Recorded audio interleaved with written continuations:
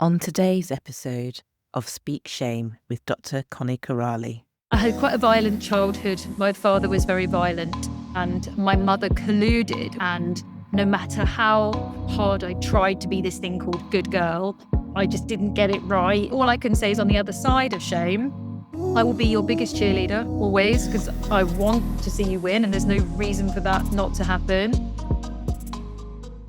Hello, remarkable woman. I'm your host, Dr. Connie, medical doctor, life coach, and survivor of sexual violence. And you're listening to Speak Shame, a collection of inspiring conversations with remarkable women who have faced and overcome adversity. By sharing their stories, my hope is that you may find strength, connection, and hope in your own journey, and that shame itself loses its power. So sit back, relax, and don't forget to follow the show. Joining me on this week's episode is the remarkable Annalie Howling. Annalie is a highly qualified performance coach with over 20 years experience working with leaders in business, elite sports persons, and members of the armed forces, including ex-UK Special Forces. She's a sought-after speaker and experienced facilitator, commentator, and author of the formidable book, which I have here with me, Unapologetic, Unshackle Your Shame, Reclaim Your Power. Annalie's extensive corporate background, having sat on many boards, sets her apart. She is currently the only EMDR certified global practitioner who has come from a corporate background, enabling her to apply EMDR techniques from that perspective rather than that of traditional therapy. As an ambassador for the charity Hire a Hero UK, Annalie mentors ex-veterans through the transition to civilian life. So thank you so much, Annalie, for joining me today. Thank you. Thank you for having me on. It's a pleasure. It really is my pleasure. And honestly, I'll say this now, if you haven't got the book, please go and get it. But we are going to kick things off with my favorite question, just to get a bit of knowledge about you and your life. And that question is, if your life story was turned into a book, describe for me what happened in chapter 1. Oh, God. I feel like it'd be quite unhinged. My daughter's got this pop-up book that she loves, and it's like a pop-up version of Alice in Wonderland. So it probably would be like that, where she goes down the rabbit hole. I actually think it would be that. But it's this really beautifully made sort of book, and she just adores it and treasures it. It's from a good friend. And it's, as you can imagine, really elaborate and quite unhinged. You kind of go through things and down things and round things. So I'm going to open with that and stick with it. Yeah, you're not quite sure what's going to come out of somewhere or pop out through a different page. And yes, it'll be quite unhinged. So. Yeah. I love that. I love that unhinged side. So you've got a very good image of, of that first chapter. And I just wonder if you could talk us through your life journey to what got you here today with everything that you're doing, with the book that you've written. Guide my listeners through that journey. I've been having a real kind of couple of days of it, sort of with the being reminded of, I always sound very spiritual, so being reminded to surrender to, someone's got bigger plans than I have, and to stop bloody interfering and trying to control it. And I've been having a couple of days of really being reminded of that. And I would say that's sort of the theme of my life journey. And sometimes I'm like, oh my God, does everything have to be sort of so dramatic in my life? Like it seems to be that as in things just get swept away fast. If it's not meant, it goes. And it's not like a gentle, oh, should we have a little cup of tea and talk about it and reframe it? It's like, it's like, oh, okay, that door wasn't just going to close quietly behind me. It slammed on the way out and we can, it got bolted from both sides and we're never going there again. And that is what I would say my theme feels like. I had my chart read by this fantastic lady who does like Bazi astrology, like a Chinese astrological chart. And I wouldn't say this to everybody, she's like, but I think you can handle it. But you've got what we call a very dynamic chart, which basically means exactly that. Like stuff just doesn't sort of waft in and waft.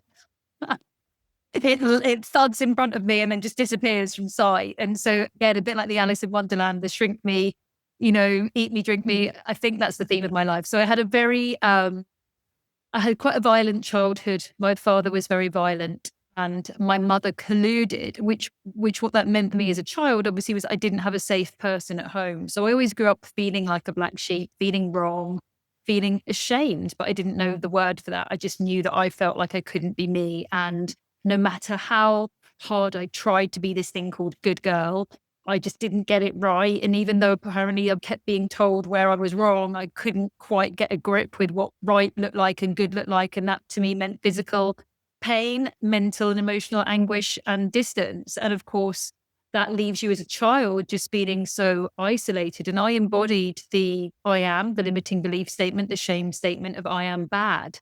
And so then growing up, and I look back now on sort of friendships, and I've got some wonderful friendships, but I didn't always, because obviously I felt like I was this bad person. And so I very, very quickly adapted into people pleasing, and I would be very happy with scraps. I would just, I wasn't bullied, which I'm very grateful for, but at the same time, I probably wasn't, because I was so, would mold myself into so many different versions to be really palatable to anyone, because I was very afraid, and I was afraid of being physically hurt as well. So I really tried to almost become invisible. I've got some sort of quite clear memories of even, you start going to the shops with some pocket money, and back in the day, like the biggest treats by a whisper on a Sunday. Oh, in fact, something like that. And I can remember being so shy that I wanted to, in advance, know the right money so that I wouldn't take up too much time getting the change. And, I wanted to be invisible. I've got a really unusual name. I wanted to be called Sarah so much. I didn't want to stand out. So that was kind of what my childhood theme was around, really, was just desperately trying to learn this mystical art of being good and seemingly not quite ever getting there. And then through sort of teens, and then, earlier, sort of going straight into work as quickly as I could, because I didn't want to stay in this unsafe environment. So I have a master's degree, but I don't have an undergrad because I wanted to get into work. And so you have to go through a variety of tests and things to prove that you can do a master's degree when you don't have an undergrad. But that was to make myself financially stable as quickly as possible. And what fundamentally that led to, which I now can see, is a very scared, very traumatized little girl desperately trying to make herself safe in what I believed was safety, which I believed to be financial security, because growing up 80s kid, get yourself bricks and mortar, get yourself your own home. And then also I would never have to go back to that house or that family of origin, which made me feel horribly unsafe. And again, it was a source of pain to me in every regard. And that led to a catastrophic burnout at 29, because I just couldn't carry on as I was. And I think I thought I was pretty bulletproof until that point. And like I said, I'd done the master's while working full time. I was working in a FTSE 250 business, I was doing all the badges of honor that you believe are great at that time, of little sleep and all the fun stuff, but still at the gym and, whatever. And my body just went, absolutely not, babe, no. And I got my ass back to me on a plate, and I still didn't believe it. I still wanted to think it was, went to go and have all these intolerance tests and thought someone would just tell me to cut out gluten. But of course, I wasn't intolerant to gluten. I was intolerant to my life. That was the start. And went to San Francisco, big start of my journey to go and learn about being a coach and doing coaching. And I thought, classic type A, oh, this will be fine. It's be easy. Just turn up there, do the stuff and get the qualification and all good. And I got broken apart and humbled. And that was the first time that my sort of armor felt safe enough to even begin to pick off, like almost scale by scale. And I would say that sort of still now, like published author, thank you so much for what you said about the book. I love that book. I'm so proud of her. I'm so proud of the book. And published author, very fortunate to do work every day that I love. I never feel like I need to retire because it doesn't feel like work. It feels like joy. I'm divorced, got the most amazing daughter. We're just chatting about her off there. And I feel I've got an incredible relationship. I feel very blessed. But the real turning point for me was probably that burnout, because it made me realize that I've been running my whole life and I've been running from myself. So that's kind of my story, I guess, is how I would frame it. And I still stick with the pop-up Alice in Wonderland, and I still choose to be like that now. I am quite energetic in my sort of personal life because I'm not held back anymore by armor, masks, shame. I'm free to be myself. Yeah. Oh, beautiful. Thank you, Annalie, for that. Your story just summed up there. But also, I think because so many people will listen to that, and maybe they're at that stage where they're running away from their life. And when you just said, I was intolerant to my life, you're almost searching for some reason. Anything. And then all of a sudden it dawns on you and your body was telling you that. And I wonder what it is when you went to California, you talked about being humble. What was the moment, if you remember, all the moments when it dawned on you that this was what was happening? So I never used to cry. And it wasn't like I didn't think it was a conscious thing. But my father, like I say, was very violent. And I remember, I think I was about 13 or 14. And I remember him hitting me. And I was so resolute that I wouldn't give him a reaction. That I was so like, I'm not going to cry because I think that you're getting, kind of getting off on this. I'm just not going to give you the satisfaction of hurting me. And I remember saying, it's going to hurt. It's going to hurt for a bit, but then I'll be fine. And he actually never hit me in the same way after that. I mean, he'd still shout and be scary. But I remembered, therefore, also learning, if you don't show emotion, you don't get hurt, or people can't tell, or they're not going to try and push those buttons. So that's when the armoring really started. And I just never, it still probably wouldn't necessarily be a go-to release for me now. But I mean, that self-harm developed after that instead as a clever little systematic coping mechanism. We can dive into that if you want. So that was sort of what happened. And I remember being in that room in San Francisco. And of course, I'm really good at my job and I've got this MBA and I'm really good at studying and I've got lovely friends and I've got a Range Rover and I live in Clapham, and I've done all this stuff that's meant to make you really happy.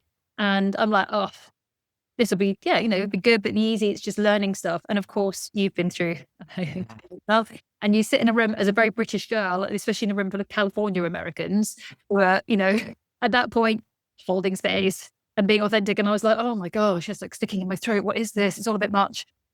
And just very quickly, I realized there was nowhere for me to go. And actually, the thing I do remember is one of the first exercises, it'd be like, is there a volunteer for this? And I thought, and I'd always be the person to put my hand up first and like get it over and done with, like clever strategy.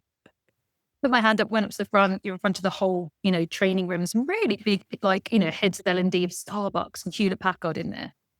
And the instructor, she was amazing because she absolutely had me. And we went into my like saboteur or the judge, the negative voice was my mother. And that was really, I couldn't wiggle out of that, use humor, any of the masks or strategies, right, to fundamentally avoid the feeling. And it was so profound, I think. And then also seeing the reaction of other people who obviously were not judging me, that was so, and probably great, they were American actually, because we're so open, we're so generous, we're so loving. And I could feel really wanted me to be me. And they would all give me these kind of comments about, I hope you don't mind, but I haven't done my hair before this call. But they were like, I hope you don't mind. But they were like, we really want you to be more messy. Like, you're so perfect. And I think I had kind of done this whole, if I don't have a hair out of place, and if I dress in a certain way, and it was all part of the armor. I wouldn't say it was an act. I do like certain things and presenting myself in a certain way, but it definitely was a way of me, again, this sort of invisibility. If there's nothing that stands out about me, then I don't have to be noticed. And that was a real thing they also encouraged was for me to be. They were like, "Won't you feel like a bit of a wild warrior goddess, not this kind of, almost like pushing myself into a mold that didn't fit for me." Those were some really key moments I remember. Yeah. Thank you for sharing that. And I think as you were talking about that, and as you've kind of gone through your story, particularly the good girl, and I think a lot of people will listen to this and think, oh, well, that's me. And what's wrong with being a good girl? Or what's wrong with being a people pleaser?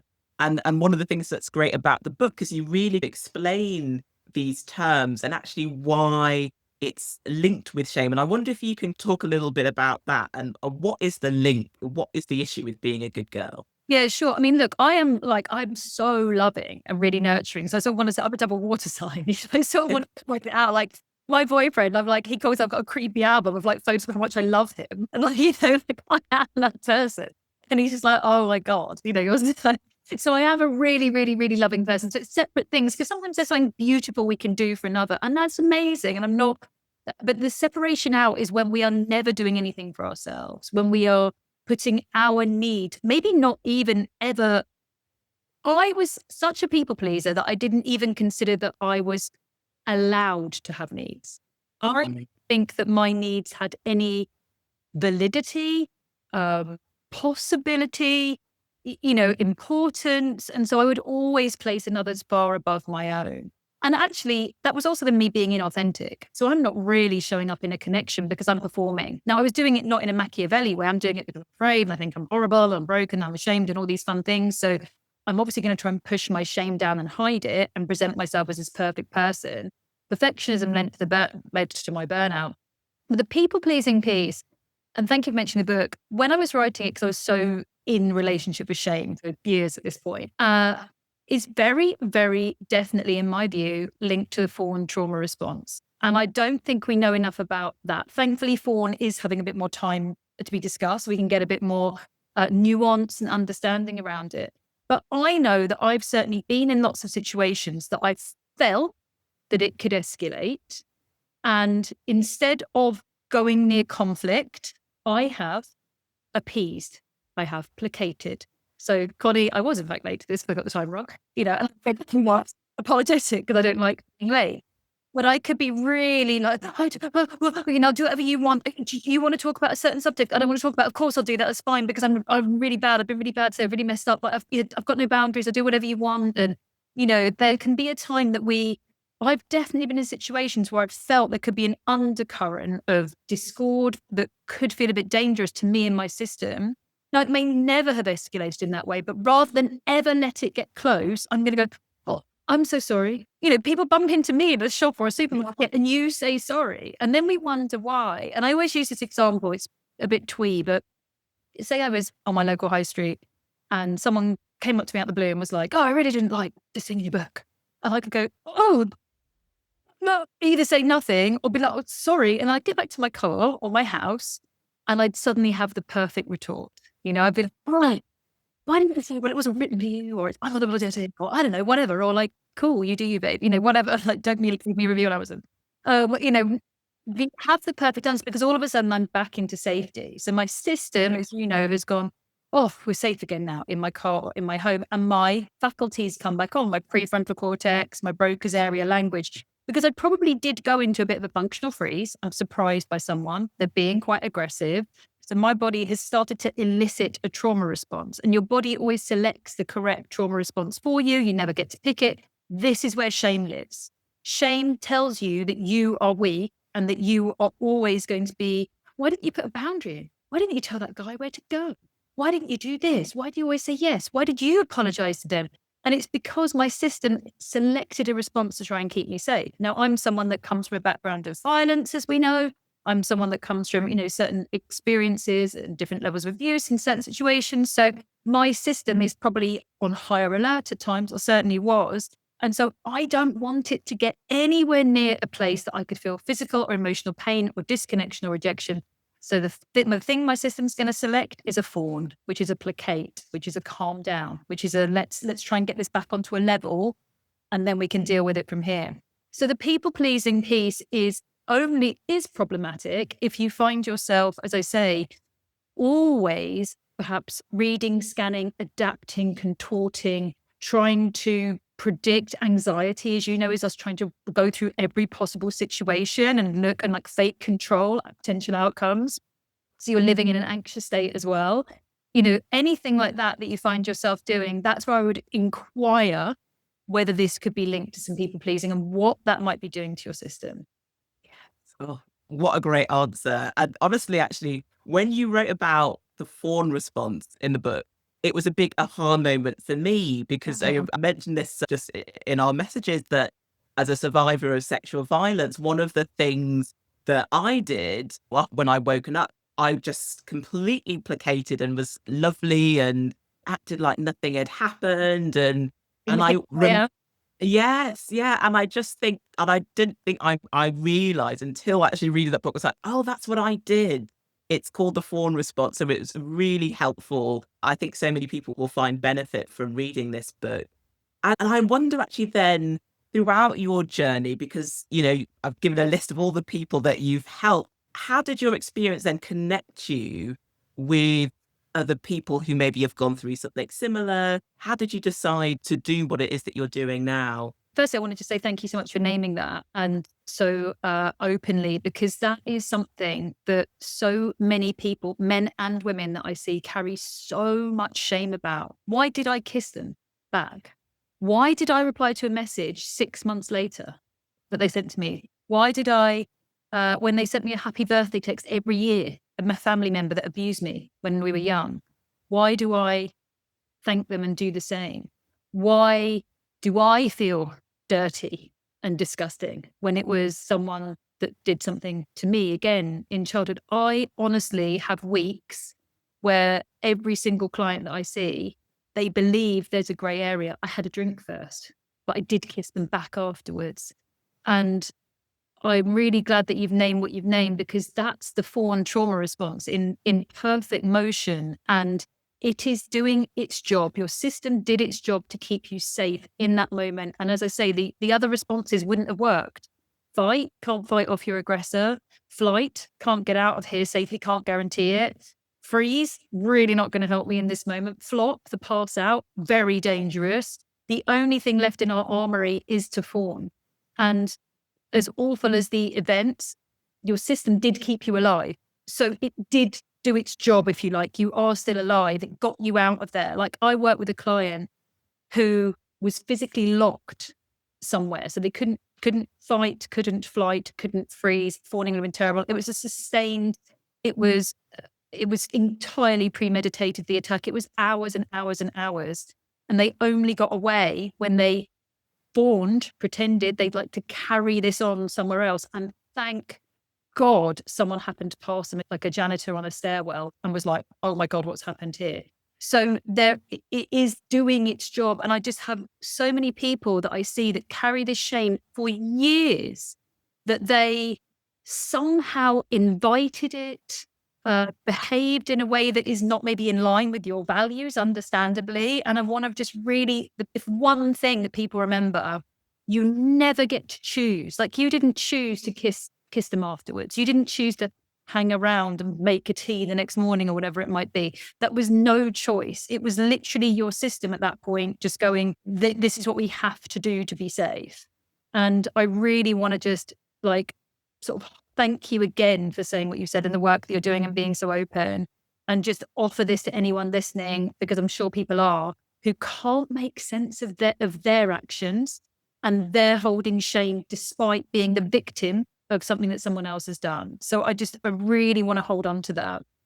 Thank you. And then with regards to people that find me, possibly a bit like yourself with your clients, I think it's because I speak really openly about my own experiences. And I think, so I've been asked, and I wonder what you would think about this. Someone's like, oh, when you're seeing clients, is it a bit weird, or do you struggle to be professional if people know things about my personal life? Because, sometimes I'll share little snippets, not much, but my actual personal life, but, bits about me, or I've got a big social media profile, I suppose, and I've got the book out. And I was like, no, because it's real. I would go to, if I needed to rehab parts of my leg and I saw a physio that had a similar accident or injury, or they really specialized in that particular area, I'd be like, well, that makes sense to me.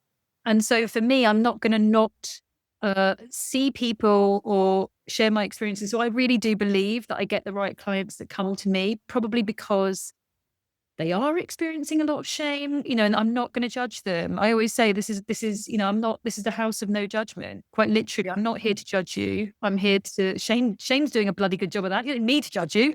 Yeah. But I don't think you need to do therapists. And I have had a therapist judge me. I've had people that I've gone to see for help who absolutely judge me, and it's really shit. And you must be so annoyed by it. Like, oh no, not another person that's like not helping someone that's desperately in need. So yeah, I think that people find me because I've probably got my light on in that way, and you sort of know what you're going to get. It's not going to be wrapped in sugar, and it's going to be really honest, and I'm going to make people go there, and we're going to go there and we're going to get it done, and we're going to get it out. And that's the point. And we're going to, as soon as shame is plucked out, we're going to be able to get into various other different things and live a life freely. But yeah, I think my clients sort of know that's what they're going to get. And, as I'm sure again with you, people want to have help, and sometimes you're afraid of what might come out, and if you can deal with what's going to come out. And I just always think, well, look, I think Brene said it the best, that you think you're going to open Pandora's box and you won't be able to close it again. And I'm sure I'm ad-libbing, but she said something along the lines of, but you're already stuck in Pandora's box. You're trapped in it right until you deal with it. And I was like, oh, you're amazing. Oh my God, she is. I love Brennan.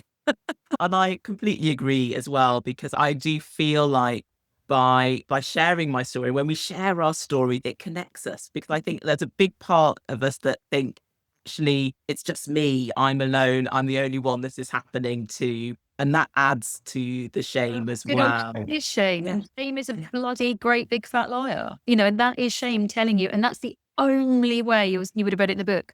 That is the only way shame's got control of you, is if you really believe that you're the only one and you don't seek help. And then shame's got you. Shame's got hold of you. And the second, you know, like when you can't hold in an emotion anymore, when you like let something out for the first time and then you see, and guess what? Your friends are still your friends. And, you know, people still want to be in your life. And you're like, oh, okay, this is actually okay that I'm feeling this or thinking this or this has happened to me. And people still want to hang out with me or have a relationship with me. And, you know, all of these sorts of things. And it's like, yeah, it's, you know, my boyfriend read the whole of my first draft. He knows everything. You know, and he knew before then it was 126,000 words cut down to 40, because we've had to put the lawyers across a lot of things. And, you know, it's very, it's so liberating to be in a romantic relationship with someone who knows absolutely everything about me. And the same with my friendships. You know, I've got amazing friends and we all kind of call each other out on stuff as well. And you can tell if Shane might, hang on a minute, why, you know, let's check in around this or support you around here. And if I am being a dick,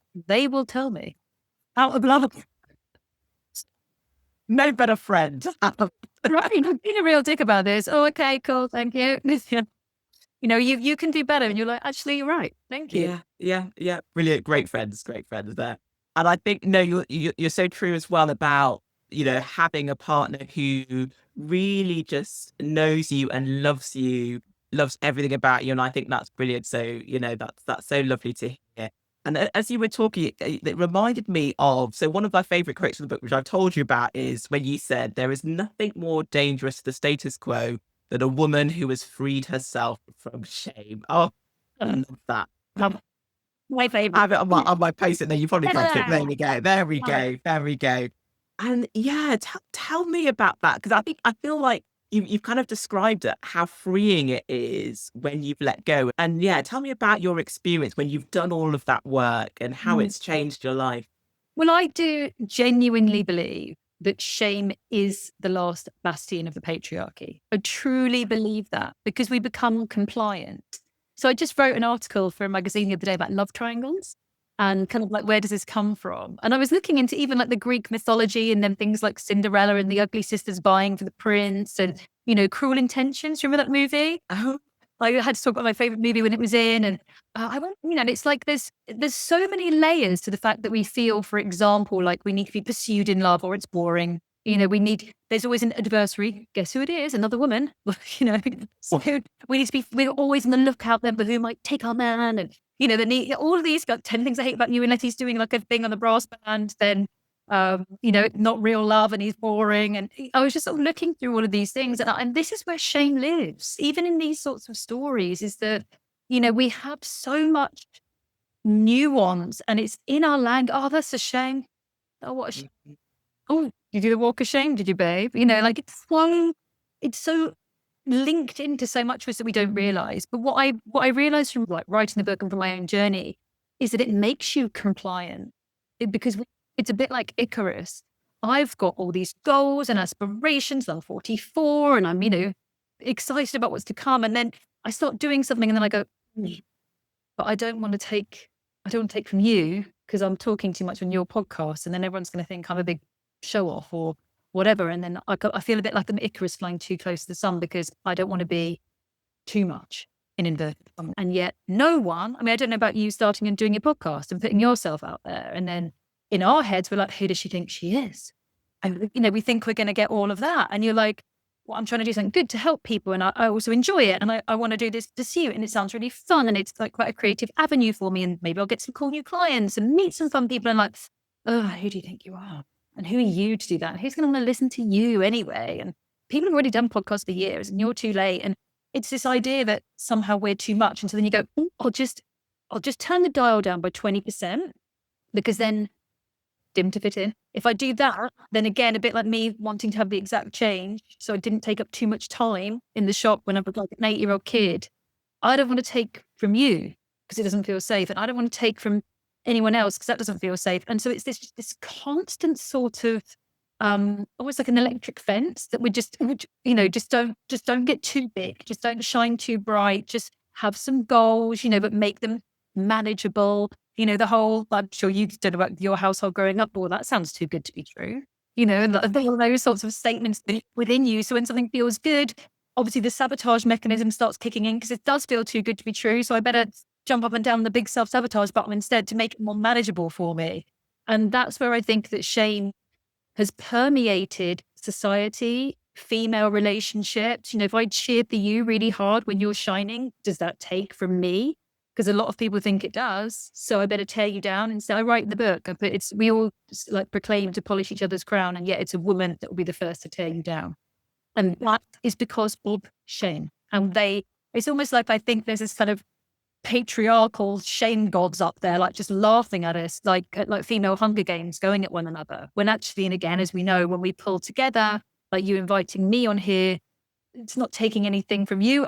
We're helping one another. We're forming a beautiful connection. I hope someone hears something that helps them.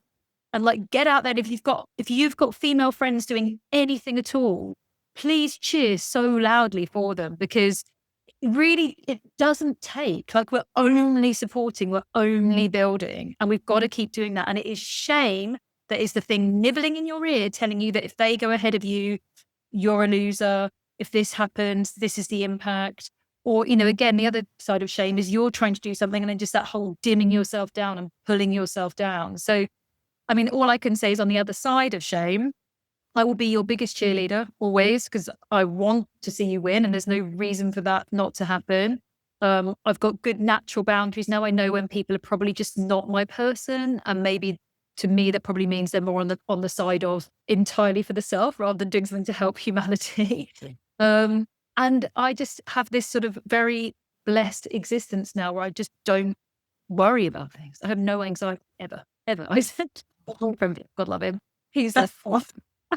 He is more prone to this over big. We were away at some point. I'm like, so weird. I don't have a single thought in my mind. Like, just admit, but I used to, and that's what came in, and that's where I remember all of it. It was horrendous. It was suffocating. It was phobic, and now I just feel completely free. And it was the removal of shame that did that. Oh my gosh! And honestly, I think even just hearing that, you can hear the lightness as you speak. You're just almost, you could be floating for all I know. Yeah. And I bet there'll be people who are listening to this who maybe have recognized, now have this awareness that it is shame that's holding them back, and are wondering, what do I do? Where do I even begin? What would your advice be? I know it's not all one size fits all, but let's give some help and stuff. So, I mean, obviously, I would say the book, and if you can't afford the book or you can't access it, it's free on Spotify at the moment to listen to. It's a really good place just because it's sort of, as you know, it's got client case studies in and stories. So I think that that's quite helpful, because although it's different people's stories, we can recognize maybe parts of ourselves in other people. There's expert interview, medical systems where maybe we've been given shame to carry. And again, you can have, like you said, thank you, that you had a moment shifting even from reading something. So I do think that the reason I wrote the book in the way that I wrote it as well was I just think we're so overwhelmed and tired. And I had a bit of a ding dong with the publishers because I unapologetically refused to do a how-to, because I just think they're brilliant, but you can come away with almost this manual and it's like, I'm really exhausted. I'm fighting shame and anxiety every single day. And my life. The last thing I can add to it is like, and now do these steps yourself. It's like, no, I'm really tired. I need to get someone to do something for me. And so the book, as I hope you experience, is just you turning the pages, and it's more like, it's kind of, you're not working at it. It should be shipping you anyway. And then you choose what works for you. Because again, I'm not prescriptive. If it's yoga that works for you, great. If it's walking in nature, fantastic. If you want to put some shouty music on and scream in the car, you do that, babe. Like, I'm a big fan of knowing what works for you and not being too prescriptive.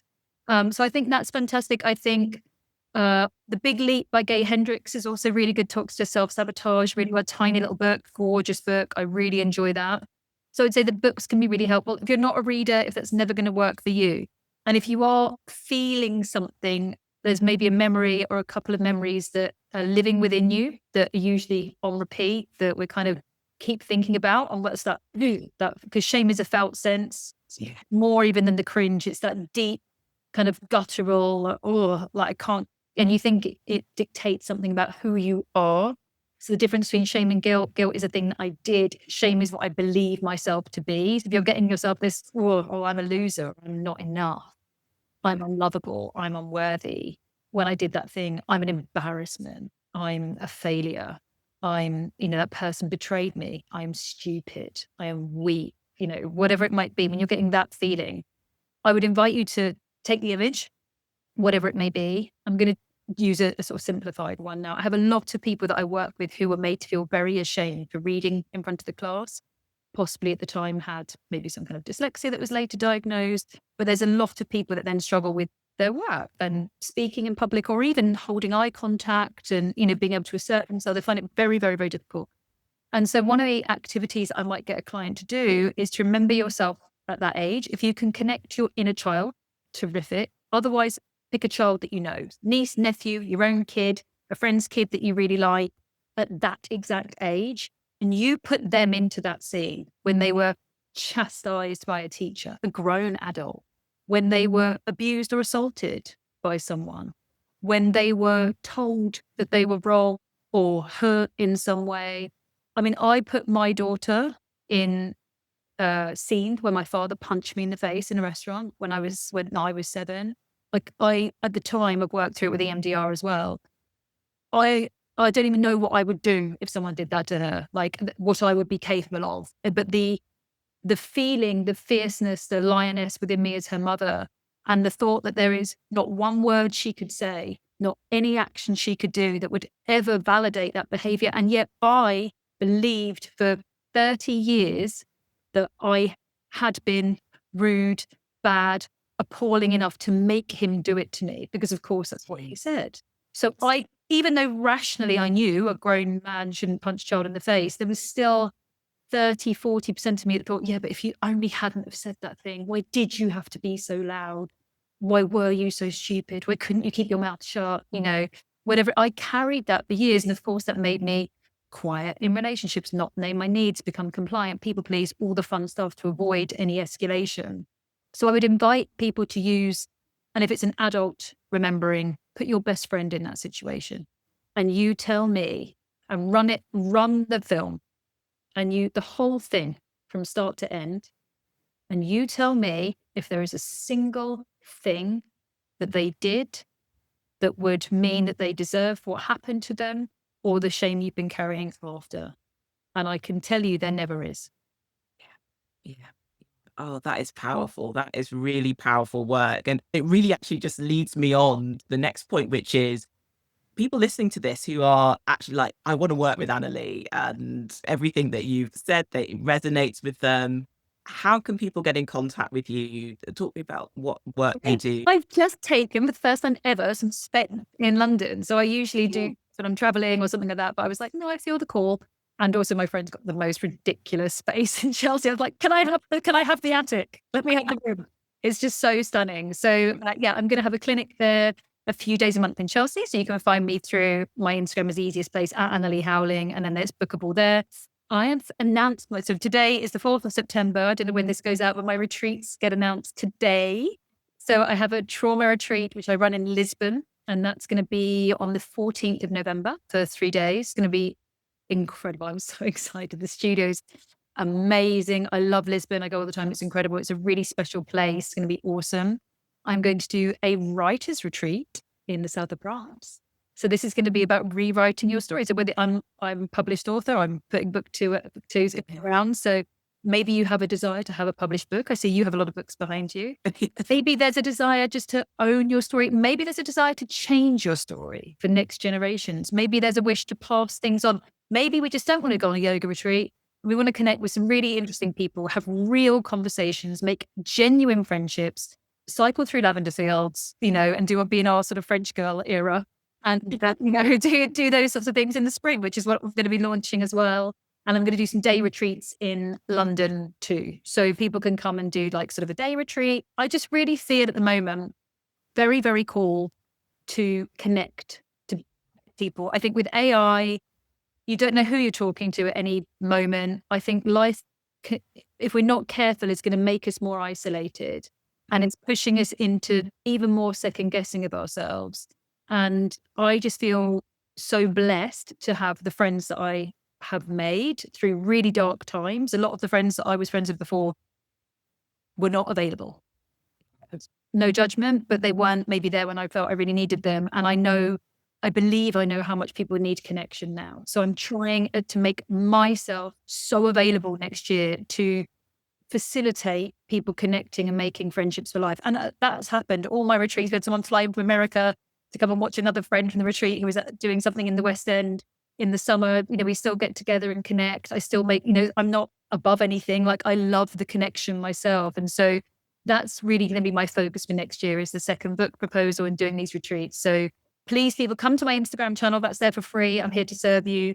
If you can make it onto any one of my retreats in different ways, they're there as well. Have a listen to the book. Have a listen to me in your ear. It's me reading, and one of my very, very good friends, who's an actress, Maya, who was in Line of Duty. So she's,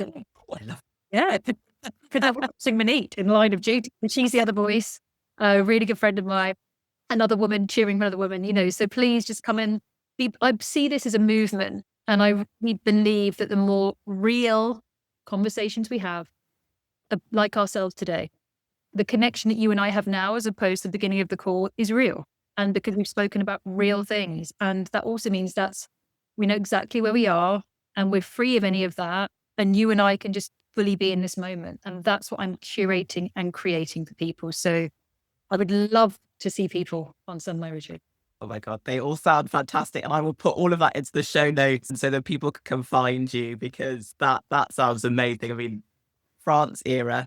We just love the one that felt like wafting around in lavender field. I did say to you, I'm going in October to film it all. I was like in my Kate Bush era, like, yeah, it's going to be. I'm here for it. Yeah. Brilliant.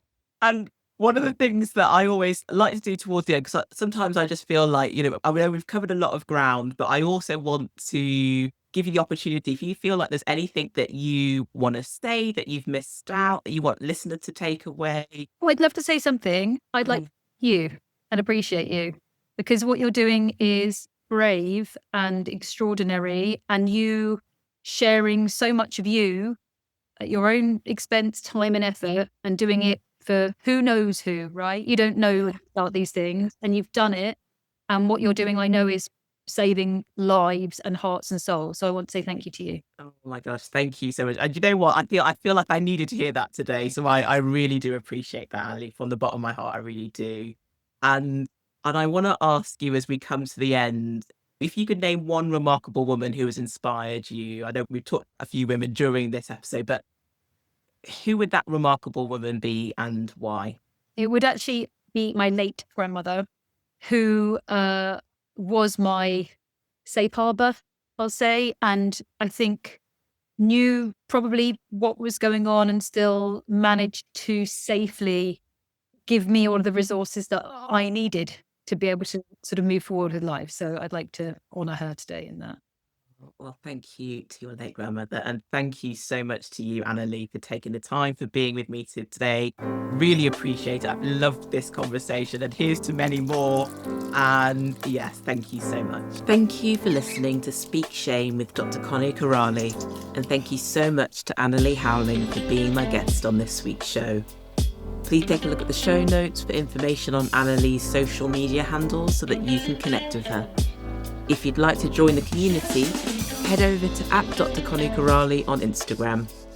If you're a remarkable woman who has been silenced by shame and you're ready to reclaim your voice, then join me at my next free Shame Resilience workshop. You'll find the booking link in the show notes.